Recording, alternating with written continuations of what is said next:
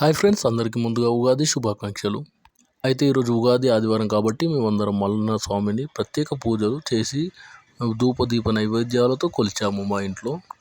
అంటే ప్రతి యాదవులు తమ కులదైవమైన మల్లికార్జున స్వామి ఇళ్లలో కొలుచుకుంటారు వారు. అదేవిధంగా మేమందరం కలిసి మా ఊర్లో ఉన్న మల్లికార్జున స్వామి గుడి వద్దకు వెళ్దామని బయలుదేరాము. అయితే గుడి వద్దకు వెళ్ళాము. గుడి వద్దకు వెళ్ళాక మా కూతురు అక్కడ చేసిన అల్లరి మామూలుగా లేదండి బాబోయ్.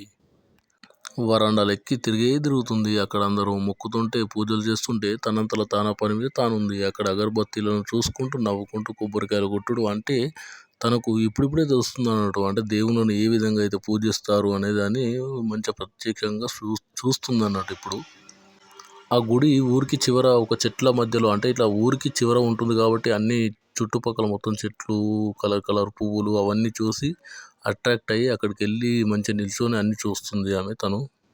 అయితే మా మల్లన్న స్వామిని ఒకసారి చూడండి, ఎంత గంభీరంగా ఉన్నాడో. కూర మీసాల మల్లికార్జున స్వామి.